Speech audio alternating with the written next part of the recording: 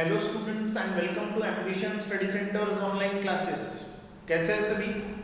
तो हम लोग हैं स्टूडेंट्स अभी सर्कल इस लेसन के प्रॉब्लम सेट 3 के 12th क्वेश्चन पर। यहां से हम लोग आगे के क्वेश्चन सॉल्व करेंगे। 12th क्वेश्चन क्या बोलता है? Prove that any 3 points on a circle can not be collinear. यानी अगर एखादे सर्कल पर कोई भी 3 पॉइंट्स है, किसी भी सर्कल पर कोई भी 3 पॉइंट्स कभी भी कोलिनियर नहीं हो सकते। क्या नहीं हो सकते? कभी भी कोलिनियर नहीं हो सकते। यानी हम लोगों ने सबसे पहले क्या कर लिया, एक सर्कल बना लिया जिस सर्कल का सेंटर है O और उसके ऊपर में A B C ये 3 पॉइंट्स लिए, वही हमने गिवन में डाल दिया कि भाई in a circle with centre O points A B and C are on the circle. Points किस पर है? On the circle. और ये तीनों पॉइंट्स को हमें कैसे नहीं दिखाना है कि ये तीनों पॉइंट्स कोलिनियर नहीं है, ये दिखाना है कि ये तीनों पॉइंट्स कोलिनियर नहीं है। तो मैंने क्या लिया, हमें क्या प्रूव करना है? A B C are not collinear, collinear नहीं है। कैसे करेंगे? हम लोग करेंगे joint segment OA, segment OB, segment OC, segment AB, segment BC। ये सभी सेगमेंट्स हम लोग जोड़ेंगे। देखो ये कॉर्ड होगी, ये भी कॉर्ड होगी, ये देखो ये रेडियस होगी सर्कल की। ये तीनों चीजें रेडियस हो चुकी है। अब हम देखो इसको कैसे प्रूव करेंगे। इनडायरेक्ट प्रूफ करने वाले हैं। सबसे पहले हम लोग क्या करेंगे, OA is equals to OB दिखाएंगे। तो point A will be equidistant from segment AB। Segment AB से जो पॉइंट O है वो जो रहेगा सेगमेंट AB के एंड पॉइंट से सेम डिस्टेंस पे हो जाएगा पॉइंट O। तो हमने परपेंडिकुलर बाइसेक्टर थ्योरम पढ़े थे पिछले साल। वो परपेंडिकुलर बाइसेक्टर थ्योरम क्या बोलता है? Point equidistant from the end points of a segment lies on the perpendicular bisector of that segment. Point equidistant from the end points of a segment lies on the perpendicular bisector of the segment. वो theorem से ये जो point O रहेगा centre of the circle, वो AB के perpendicular bisector पे रहेगा।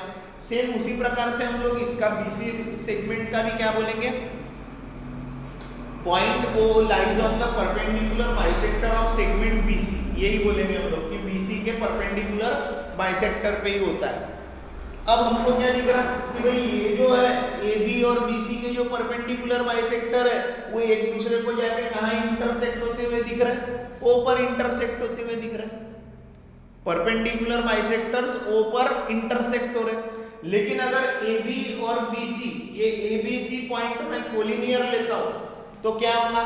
ABC ये पॉइंट कोलिनियर लिया तो AB का परपेंडिकुलर बाइसेक्टर और BC का perpendicular bisector will be parallel to each other and do not intersect. वो कभी इंटरसेक्ट नहीं होगा, लेकिन एक्चुअली में यहाँ पे तो इंटरसेक्ट हो रहा।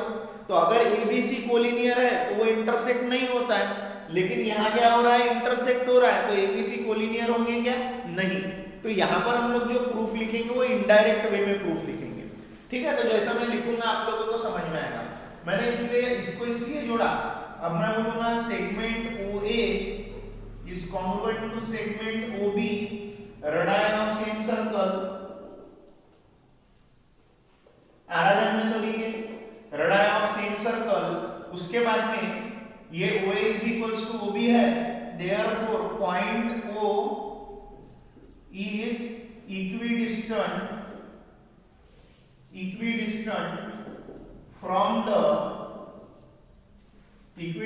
from the end points A and B of segment AB। end point से सेम डिस्टेंस पे है कौन? Point O। therefore point O lies on the perpendicular bisector of segment AB। ये आप कैसे लिख रहे हो? By perpendicular bisector theorem. कौन से थ्योरम से बोल पा रहे हो आप? ये बाय बोल पा रहे हो परपेंडिकुलर बाइसेक्टर थ्योरम। इसको मैं बोलूंगा इक्वेशन नंबर 1। दिख रहा है आप लोगों को? उसको मैंने बोल दिया इक्वेशन नंबर 1। यानी ये जो है इस ब्रैकेट को मैंने बोला है इक्वेशन नंबर 1। ये जो है कि पॉइंट ओ लाई होता है परपेंडिकुलर बाइसेक्टर पर, किसके, AB सेगमेंट के परपेंडिकुलर बाइसेक्टर पर होता है। अब इसी हिसाब से मैं बोलूंगा ऑल्सो जो हमारा OB है, सेगमेंट OB, वो भी उसी को इक्वल है। वो भी क्या है, रेडियस ऑफ सेम सर्कल है, सेम सर्कल का रेडियस है। अब ये OB is equals to OC है, therefore point O is equidistant from the endpoints B and C of segment BC. Therefore point O lies on the perpendicular bisector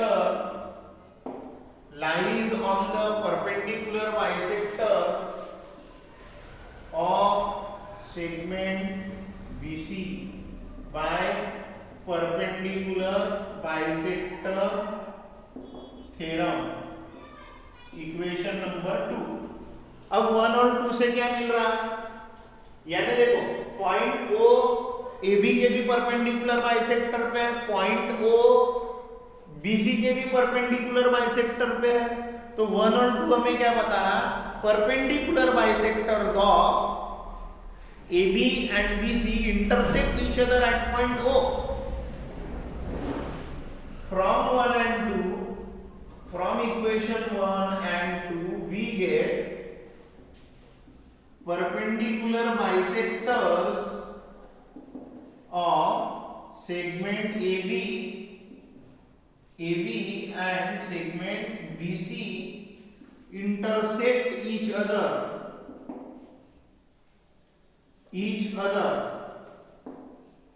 at point O, at the center of the circle, क्योंकि दोनों में क्या है, O point common है ना, ये भी O भी इसके बाइसेक्टर पे भी आ रहा, BC के भी बाइसेक्टर पे O आ रहा, तो O पॉइंट कॉमन है, तो दोनों जाके इंटरसेक्ट कहाँ हो रहे, बाइसेक्टर्स, परपेंडिकुलर बाइसेक्टर O पे हो रहे। अब मैं क्या लेता हूं, देखो अब मैं उल्टा करता हूं, यानी बाइसेक्टर ओरिजिनली क्या हो रहा है, इंटरसेक्ट हो रहा है। अब मैं लेता हूं point ABC are collinear. Suppose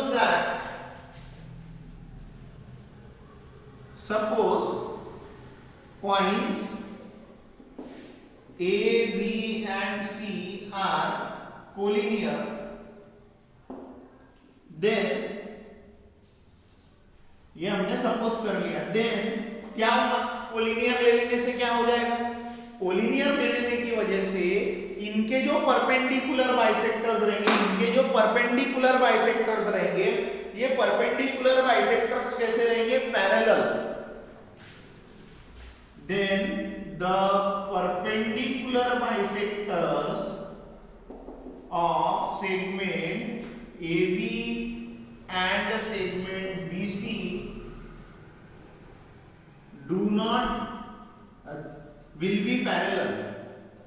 will be parallel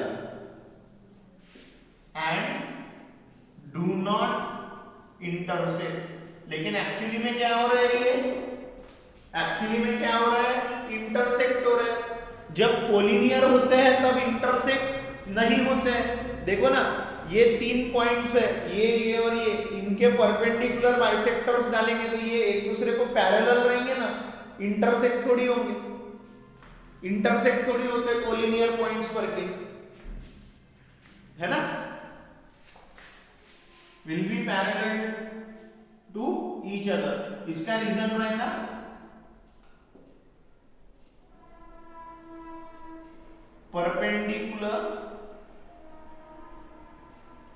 perpendicular to the same parallel line।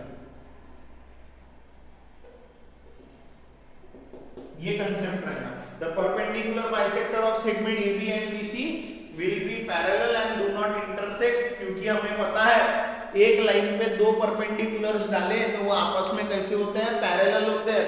वो परपेंडिकुलर कैसे होते हैं, पैरेलल होते हैं, वो परपेंडिकुलर कैसे होते हैं, पैरेलल होते हैं। और इसको बोल देता हूं मैं इक्वेशन नंबर 3, दिस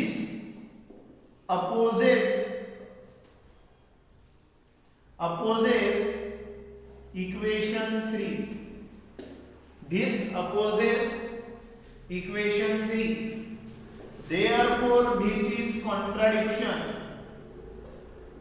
ये कैसा है, कॉन्ट्राडिक्शन है, उल्टा है, अपोज है, दिख रहा है, दिस इज कॉन्ट्राडिक्शन। ये क्या है, कॉन्ट्राडिक्शन है। तो मैं लिखूंगा फिर our supposition is wrong, our supposition is wrong। हमारा ये supposition कैसा है, wrong है। हमारा supposition कैसा है, wrong है। हमारा supposition wrong हो गया, इसका मतलब क्या है, हमारा supposition wrong हो गया, इसका मतलब क्या है, हमारा supposition wrong हो गया। क्या सपोज किए थे हमने, ये पॉइंट्स कोलिनियर है, सपोज क्या किए थे, कोलिनियर है, लेकिन ये पॉइंट्स कैसे निकल गए, ये पॉइंट्स तो कोलिनियर बचे ही, ये पॉइंट्स तो कोलिनियर बचे ही नहीं। तो मैं आखिरी लाइन में लिखूंगा points A, B and C are not collinear. ये पॉइंट्स कैसे नहीं है, कोलिनियर नहीं है। आराधन में कैसे करें, पूरा थ्योरेटिकल वे ऑफ राइटिंग है। ये क्वेश्चन को अच्छे से देखो, इजी है, लेकिन बहुत इजी है। 2-3 बार देख करके इसको अच्छे से नोट करके प्रैक्टिस करो। सर्कल लेसन की जब के तब प्रैक्टिस करना है, तभी जाकर आप लोग इसको अच्छे से कर सकोगे। और इसीलिए मैं इसको प्रॉपरली बता रहा हूँ आप लोगों को, ठीक है। करो इसका स्क्रीनशॉट, फिर हम जाते हैं नेक्स्ट क्वेश्चन पर।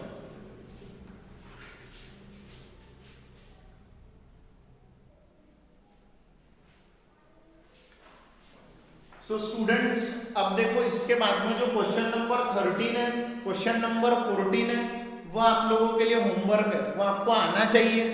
नहीं आता है, एनी टाइम मेरे से फोन पर चर्चा करो या क्लासेस में आकर के मिल करके सॉल्व करवा करके लो, मैं बता दूंगा आप लोगों को। लेकिन ये आना चाहिए, आपको होमवर्क में दिया 13, 14 ये क्वेश्चन आपको आना ही चाहिए, इसीलिए होमवर्क में डालो। 15th क्वेश्चन का पहला पार्ट मैं बताऊंगा, सेकेंड और थर्ड पार्ट आप लोगों के लिए homework.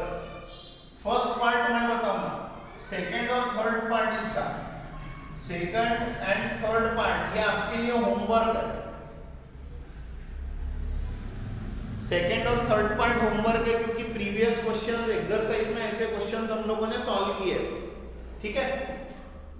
Theorem of internal division of chords पर वो क्वेश्चन हम लोगों ने सॉल्व किया, इंटरनल डिवीजन ऑफ कॉर्ड्स। मैं लगे तो ये क्वेश्चन बता देता हूं। चलो क्वेश्चन क्या बोलता है, in figure major arc WY is 44। ये जो आर्क है ये 44 डिग्री का, उसके साथ साथ ZX दिया है आपको 68, ZX आप लोगों को दिया है 68 डिग्री का, ठीक है। ZX दिया है 68 डिग्री का, हमें पूछा गया है ZTX। तो देखो हम क्या लिखेंगे, ये जो एंगल ZTX है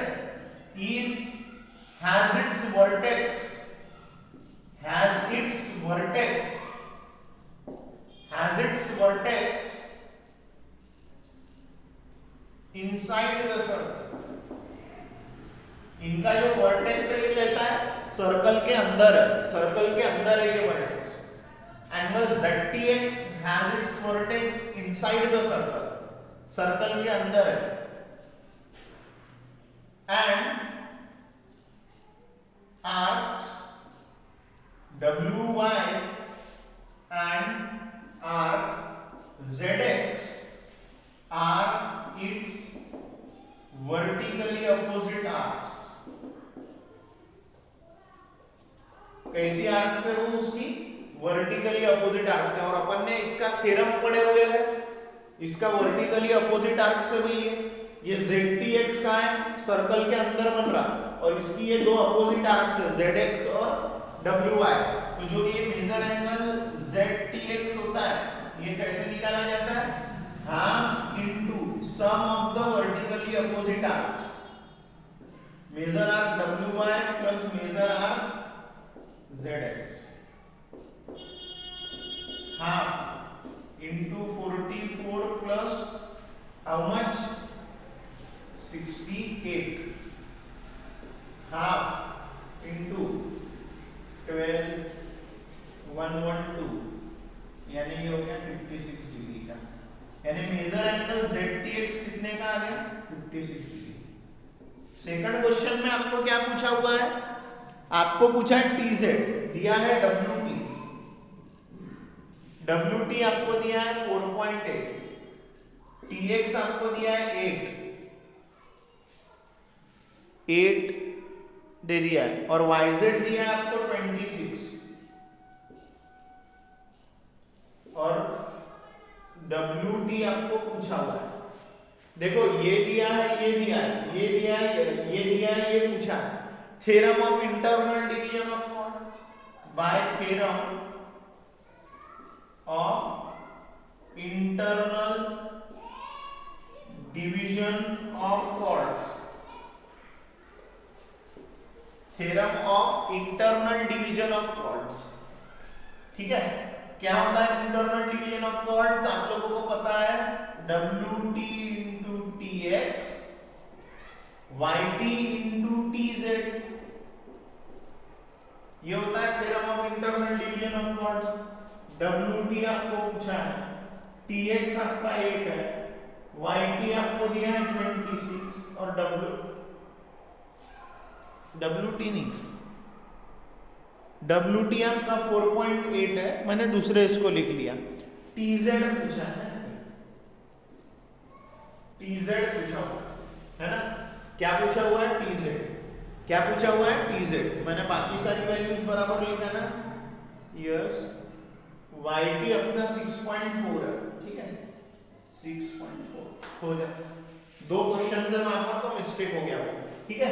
तो ये हो गया WT के जगह 4.8, TX के जगह 8, YZ के जगह, YZ आप लोगों को दिया हुआ है ना, नहीं YT दिया हुआ है, YZ लिख दिया हमने, YT दिया है आपको 6.4 और TZ आपको पूछा है, ठीक है। YT दिया है आपको 6.4 और TZ आपको पूछा हुआ है, ठीक है। तो अब देखो TZ निकालना है, देखो 4.8 into 8 upon 6.4, ये आ जाएगा TZ। सो जो TZ की वैल्यू है 8 8 64, 6 कैरी 8 4 32 और 6 38 6.4। इसको सॉल्व करो तो TZ आ जाएगा आपको, ये वैल्यू आ जाएगी TZ की आपकी 6, कितनी आ जाएगी वैल्यू 6 यूनिट्स, या आपका TZ आ जाएगा, ठीक है। उसके बाद में थर्ड क्वेश्चन में आपको देखो क्या बोला है, थर्ड में क्या क्या चीजें दी हुई है मैं बता देता हूं आपको। पहले WX दिया है 25, WX के साथ साथ दिया है YT 8 YZ 26, YT 8 YZ 26 और पूछा हुआ है हमें वहां पर WT। अब WT हमें पूछ लिया है, अब इधर ध्यान देना आप लोग, आपको दिया क्या क्या है, ये पूरा WX दिया है, ये पूरा WX दिया है 25, YT दिया है आपको 8 और YZ आपको दिया हुआ है, YZ दिया हुआ है आपको 26। यानी आपको यहां पर दिख रहा होगा WX आपको दिया है 25, YT दिया हुआ है आपको 8, YZ यानी पूरा YZ 26 दिया है आपको, पूरा का पूरा YZ 26 दिया हुआ है, ठीक है, YZ 26 दिया हुआ है। तो आप उससे TZ निकाल लोगे। देखो यहां पर भी हमें पूछा है WT पूछा है, तो इतना हिस्सा निकालने के लिए आपको theorem of internal division of chords के बारे में सोचना ही पड़ेगा। Theorem of internal division of chords यानी WT multiply by TX, WT multiply by TZ। तो आपके पास में देखो WT नहीं है, पूछा गया है WT, TX भी आपके पास में नहीं है, यानी TX आपको पहले बनाना पड़ेगा WX पर से, wx पर से कैसे बनाएंगे, क्योंकि wx दिया है ना, wx 25 दिया है, तो wt पूछा है तो इसको x ले लेने का, स्मॉल x, कि भाई हमारा wt स्मॉल x है, wx पूरा 25 दिया है, तो tx क्या हो जाएगा 25 माइनस x, 25 में से x माइनस कर दो तो tx मिल जाएगा आपको, क्या मिल जाएगा आपको tx, tx कितना मिल जाएगा आपका 25 माइनस x, wt को x ले लिए ना अपन ने, और yz आपको दिया हुआ है पूरा का पूरा 26 में से ये yt निकाल दो 8, तो बचा हुआ पार्ट कितना रहेगा tz रहेगा, बचा हुआ पार्ट कितना रहेगा tz पार्ट रहेगा। जैसे आपको yt tz मिल गया, आप इक्वेशन लगा दो bye theorem of internal division of parts का। तो देखो मैं लिखूंगा तो आपको समझेंगे। सबसे पहले हमारे को wt और tx का रिलेशन बताना जरूरी है, तो इसको लिखने के लिए मैं करूंगा let wt is equals to x, then क्या हो जाएगा wt को x ले लिया, wx क्या होता है wt प्लस tx, wx है 25, wt को x लिए, tx निकालना है, ये स्मॉल x है wt की वैल्यू, तो अब tx निकालना है, तो ये आ जाएगा इसके तरफ 25 प्लस का हो जाएगा माइनस, प्लस का हो जाएगा माइनस, यानी tx की जो वैल्यू है वो हो जाएगी 25 minus x, 25 minus x, 25 minus x, tx की वैल्यू आ गई। इसको इक्वेशन 1 बोल देता हूं मैं थर्ड पार्ट के लिए। अब बारी है हमको निकालने की tz, इसका रीजन लिखेंगे हमने ऐसा क्यों किया, क्योंकि wt और x क्या है कोलिनियर है। वैसे ही अभी हम लोग क्या करेंगे yz is equals to yt plus tz, वो कोलिनियर है, yt और z, yt और z क्या है कोलिनियर है।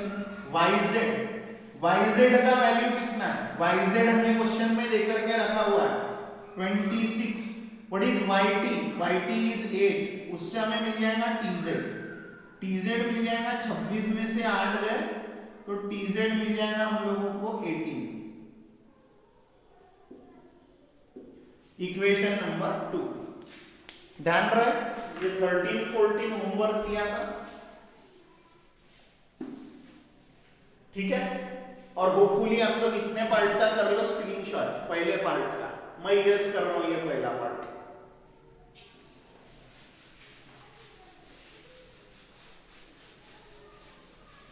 ठीक है। तो अब ये tz मिल गया, wx मिल गया, क्योंकि अभी हमें लगाना है इंटरनल डिवीजन ऑफ पार्ट्स,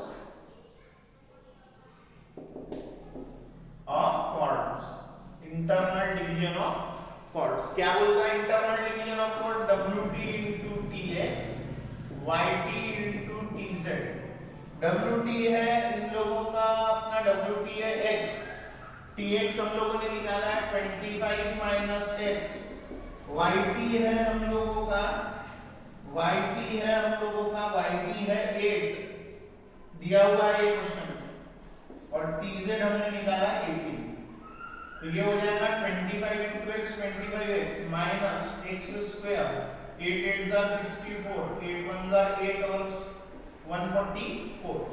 अब इसको सारे को हम उधर भेज देंगे, तो इधर 0 बचेगा, ये माइनस का हो जाएगा प्लस, ये प्लस का हो जाएगा माइनस, और ये 144, इसको इधर लिख लो x square minus 25x plus 144 is equals to 0। ये जो है हमारा जो इक्वेशन आया, इसके फैक्टर निकालना है अभी अपने को। फैक्टर कैसे, क्वाड्रेटिक इक्वेशन है ये, क्वाड्रेटिक इक्वेशन के फैक्टर आपको पता ही है, x square minus 16x plus 9x, 16 9 are 144 होता है, 9 6 are 54 का 4, 9 1 are 9 और 5 यानी 4 144, ये आ गया। यहां से निकलेगा x कॉमन, तो x माइनस 16, यहां से निकलेगा 9 कॉमन, x माइनस 16, फैक्टर निकालते अब आपको आने चाहिए, फैक्टराइजेशन मेथड है, तो x माइनस 16 कॉमन निकला दोनों जगह से, तो बचा है ना x प्लस 9 इक्वल्स टू 0। ठीक है, होपफुली आपने इतने पार्ट का स्क्रीनशॉट करे ही होंगे, मैं ये पार्ट इरेज कर रहा हूं। ठीक है, अब या तो ये इक्वल टू 0 है या फिर ये इक्वल टू 0 है, कुछ भी 0 हो सकता है। सो x इज इक्वल्स टू -16 उधर जाएगा तो +16 हो सकता है, और x इज इक्वल्स टू -9 हो सकता है। मैं बोलूंगा but distance cannot be equal to minus, distance cannot be minus.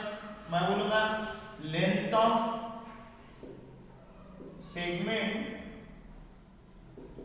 Cannot be minus, cannot be negative. इसीलिए हम लोग x की वैल्यू क्या लेंगे 16, क्योंकि लेंथ हम लोग कभी भी माइनस में नहीं लेते ना, तो हमें कौन सी वैल्यू लेनी पड़ेगी, सिर्फ और सिर्फ 9। एक मिनट रुको, हम लोगों ने कुछ गलत तो नहीं करे फैक्टर्स में। हाँ, -25 है तो यहाँ पे भी माइनस आएगा, यहाँ पे भी माइनस आएगा, यहाँ पे भी माइनस आएगा, यहाँ पे भी माइनस आएगा। फैक्टर -16 -9 तब क्या होगा 144 आएगा। माइनस रहेंगे दोनों में फैक्टर, माइनस रहेंगे तभी जाके आंसर आएगा वो।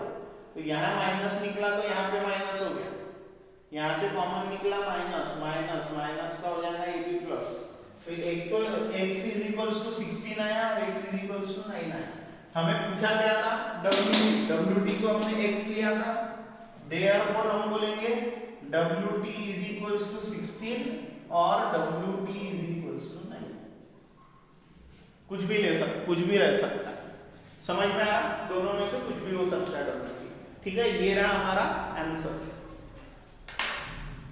आखिरी में तीनों क्वेश्चनों के आंसर साथ में लिखना जरूरी है नीचे में, अभी जगह नहीं है इसलिए मैं लिख नहीं रहा हूं, लेकिन आपको आंसर लिखना ही है। ठीक है, so this was our question number, कौन से नंबर का क्वेश्चन था ये 15।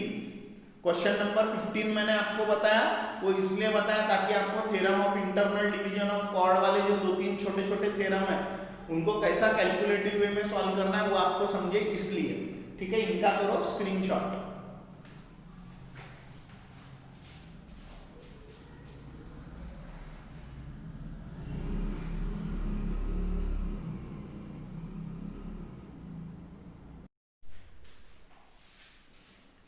सो स्टूडेंट्स, अब बारी है हमारे नेक्स्ट क्वेश्चन की, जो कि है क्वेश्चन नंबर 19, 16, 17, 18। ये तीनों क्वेश्चन आप लोगों के इस लेसन का जो लास्ट हिस्सा था 3.5 उस पर आधारित है, आराम से सॉल्व होती। Theorem of internal division of chord, theorem of external division of chord, tangent secant segment theorem, उसी के एप्लीकेशंस है ये क्वेश्चंस बोलेंगे तो आप लोग बड़े आसानी से कर सकते हो। किसी को कुछ भी डाउट कंफ्यूजन रहता है सीधा मुझसे संपर्क करें, मैं आप लोगों को बताऊंगा। अब बारी है हमारे 19th क्वेश्चन की। 19th क्वेश्चन क्या बोलता है, टेक्स्ट बुक में आप लोग केयरफुली देखेंगे। In figure circles with center C and D touch internally at point E। Circles with center C and D touch internally at point E। Okay, D is center of larger circle, C is center of smaller circle। दिया है ये circle के centre है, और point E is touching point. ये point कौन सा है, टचिंग पॉइंट है। ठीक है, ये टचिंग पॉइंट है। टू प्रूव ये करना है कि ये जो सेगमेंट EA है ये कॉन्ग्रुएंट है सेगमेंट AB से, ये प्रूव करना है। अब ये कैसे प्रूव करेंगे, प्रूव करने के लिए हमें सबसे पहले करना पड़ेगा, इधर ध्यान, हमें ज्वाइन करना पड़ेगा AD, draw segment AD and draw segment ED, draw segment AD and segment ED। ये दोनों सेगमेंट्स हम लोगों को ड्रॉ करना है। अब जैसे ही हम लोग ये सेगमेंट्स ड्रॉ कर लेते हैं, हमारे पास में कुछ ना कुछ मदद आ चुकी है। ड्रॉ करने के बाद में हमको एक चीज दिख रही है, पॉइंट्स ECB आर कोलिनियर। कैसे है ये पॉइंट्स? ECD कोलिनियर है। साथ ही साथ ED is the diameter of the circle with centre C। ये जो ED है, ये डायमीटर है ना C सेंटर वाले सर्कल की, तो ये जो ऊपर वाला पार्ट है ये सेमी सर्कल हो गया ये सेमी सर्कल। ये देखो ये डायमीटर है तो ये सेमी सर्कल हो गया ऊपर का छोटा वाला। और सेमी सर्कुलर रीजन में जो एंगल बनता है, ये जो EAD एंगल बना है कितने डिग्री का बनता है? 90 डिग्री का। Angle in a semi circle या angle on a semi circle is right angle. कैसा एंगल होता है वो? राइट एंगल होता है ना, 90 डिग्री का होता है। अब ये एंगल 90 डिग्री का है, 90 डिग्री का है, इसका मतलब क्या होगा? ये जो AD है ये इस EB को क्या है? परपेंडिकुलर, तभी तो 90 का बन रहा ना। EAD 90 का है, यानी ये जो AD होगा ये परपेंडिकुलर होगा ना, ये DA तो परपेंडिकुलर होगा EB को। और मैं बोलूंगा point D is centre of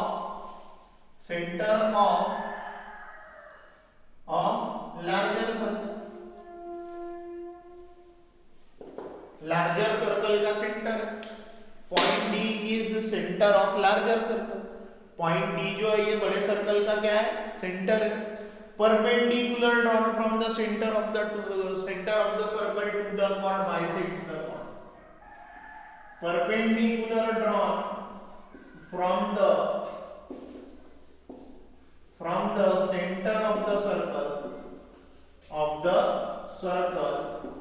to the chord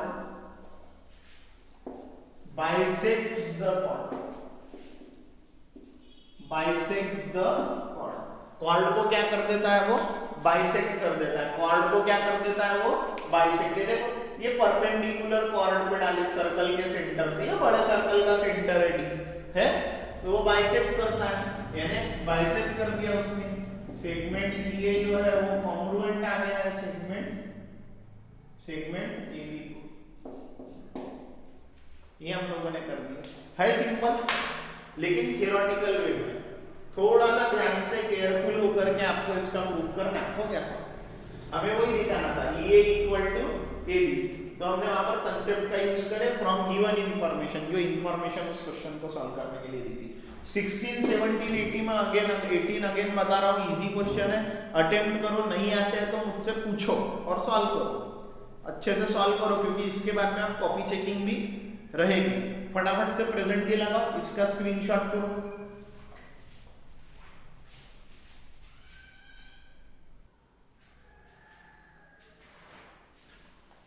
now it's time for question number 20 students.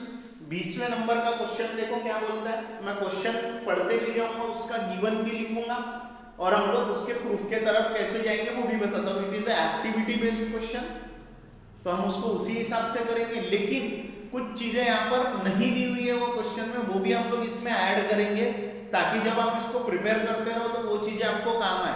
हाँ, पेपर में आता है तो you just have to fill the boxes, आपको सिर्फ बॉक्सेस भरने हैं, ज्यादा कुछ करना नहीं है, एक्स्ट्रा का लिखना नहीं है। देखो क्या बोलता है, segment AB is a diameter of a circle with center O। यानी जो सेगमेंट AB है, segment AB is diameter of a circle with center O। O center वाले सर्कल की डायमीटर है AB। आगे बोलता है the bisector of angle ACB intersects the circle at point D, है ना। Bisector CD of angle ACB by intercepts circle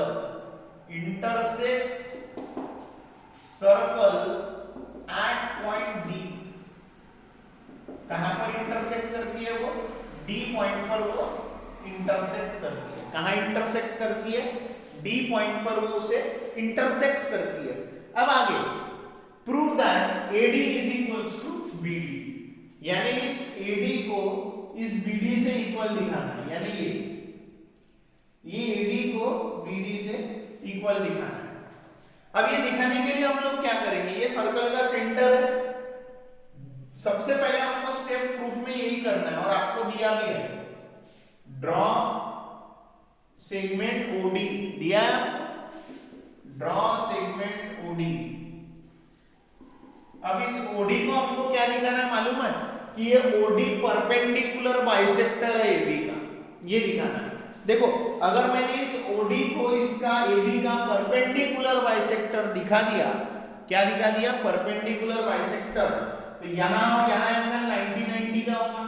ये AO OB को इक्वल हो जाएगा, यानी एक साइड एक एंगल इक्वल हो गए, और OD साइड ये दोनों ट्रायंगलों में कॉमन साइड रहेगी। तो ये ट्रायंगल में कौन से AOD और BOD में दोनों ट्रायंगलों में ऐसे टेस्ट लग जाएगी और ऐसे टेस्ट लग जाएगी, तो उनकी दोनों ट्रायंगल कॉन्ग्रुएंट हो जाएंगे ऐसे टेस्ट से, तो उनकी करस्पॉन्डिंग साइड्स भी कैसी हो जाएंगी? कॉन्ग्रुएंट, यानी AD इक्वल्स टू BD हो जाएगा। लेकिन ये दिखाने के लिए, यानी यहाँ ये जो OD है ये परपेंडिकुलर बाइसेक्टर दिखाना है, तो हमें बहुत सी चीजें यहाँ पर करने की जरूरत है। आपको एक्टिविटी के माध्यम से दिया हुआ है। सबसे पहले हम लोगों को ये देने के बाद में सबसे पहली चीज क्या बताइए कि भाई ये जो ड्रॉ OD बोला है, OD बोलने के बाद में हमें क्या बोला है? ये जो ACB है, एंगल ACB, ये कितने डिग्री का है? 90 डिग्री का है। क्यों? Angle inscribed in an semicircular arc, in a semicircular arc, angle inscribed in a semicircular arc। कहां पर इंस्क्राइब हो रहा है एंगल? सेमी सर्कुलर आर्क में हो रहा है। ये डायमीटर है, ये डायमीटर, तो ये सेमी सर्कल हो गया। सेमी सर्कुलर आर्क में का एंगल कितने का रहता है? 90 डिग्री का। तो अब मुझे बताओ ये DCB कितने का रहेगा? DCB is equals to 45 degree का रहेगा। रीजन क्या है इसका? CD is bisector of angle ACB। ACB का बाइसेक्टर है ना CD, ACB का बाइसेक्टर नहीं है, ACB का बाइसेक्टर है CD, है CD बाइसेक्टर। आ रहा ध्यान में? ये हमको दिया है। अब ये क्यों दिया है? यानी ये देखो, ये एंगल DCB अगर, ये एंगल DCB अगर 45 का होगा तो आर्क BD 90 का होगा, आर्क BD 90 का होगा। इंस्क्राइब्ड एंगल थ्योरम, सो जो मेजर आर्क BD है वो हो जाएगा 90 डिग्री का by inscribed angle theorem. Inscribed angle theorem. अब देखो इंस्क्राइब्ड एंगल थ्योरम हम लोगों ने BD को 90 लिखा है। BD आर्क के लिए, इस आर्क के लिए सेंट्रल एंगल है DOB, angle DOB is equals to 90 degree, है कि नहीं वो 90 degree? By definition of minor arc, by definition of minor arc, by definition of minor arc, minor arc के definition के हिसाब से, यानी ये जो DOB है, ये DOB ये 90 का आ गया। कैसे? ये देखो, ये खुद 90 का आ गया, ये 45 का है, तो इसके लिए इंटरसेप्टेड आर्क ये है। इंटरसेप्टेड आर्क इस इंस्क्राइब्ड एंगल का डबल रहता, ये 45 है तो ये 90 हो गया, और इसके लिए सेंट्रल एंगल है ये, तो DOB कितना आ गया? 90 डिग्री का। DOB 90 का आ गया, इसका मतलब क्या है? OD is perpendicular to AB। OD क्या है? परपेंडिकुलर है AB को, है कि नहीं है? OD क्या है? परपेंडिकुलर है AB को, है परपेंडिकुलर, है ना? OD क्या है? परपेंडिकुलर है इसको, किसको? AB को, है OD परपेंडिकुलर AB को। अब यहां पर लग गया परपेंडिकुलर बाइसेक्टर वाला कंसेप्ट, परपेंडिकुलर बाइसेक्टर वाला कंसेप्ट वहां पे लग गया। यानी ये जो एंगल है ये ओडी परपेंडिकुलर है एबी को, है परपेंडिकुलर एबी को। इसको मैं ले लेता हूं इक्वेशन 1। मैं बोलूंगा segment OA is congruent to segment OB। इसका रीजन क्या रहेगा? Radius of same circle, radius of same circle है, सेम सर्कल की रेडियस है, सही है। अब OA इक्वल टू OB है और ये क्या है? परपेंडिकुलर भी है ना? तो मैं बोलूंगा line OD is perpendicular bisector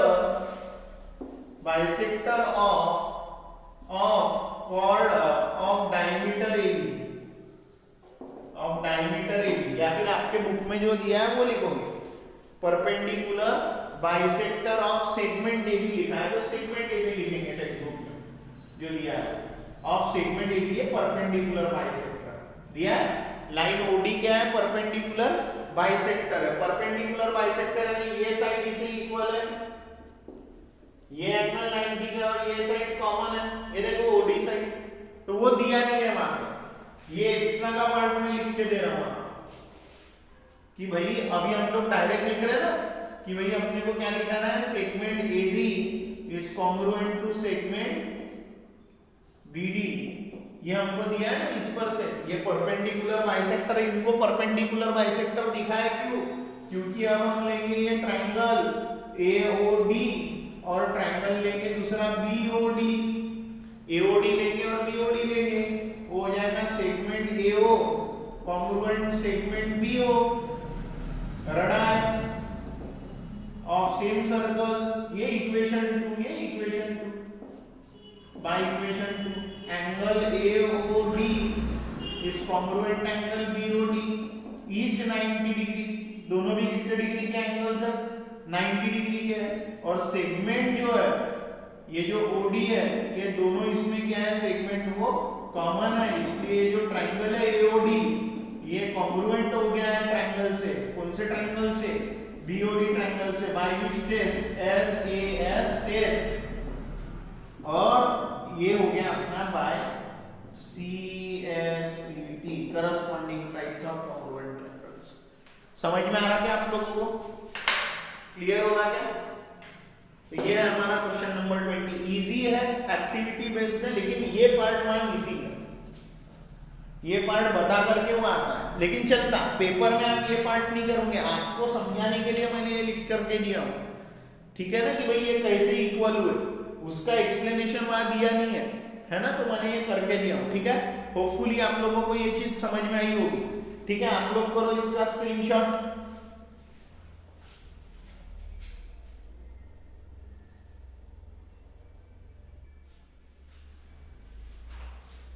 अब बच जाते हैं हमारे कुछ 21, 22, 23, 24, 25 नंबर के ऐसे कुछ 4-5 क्वेश्चंस बचे हैं, वो हम करने वाले हैं नेक्स्ट क्लास में।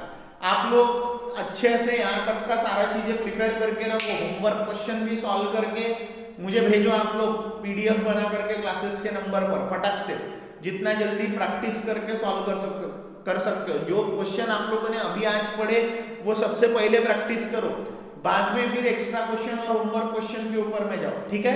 Bye bye.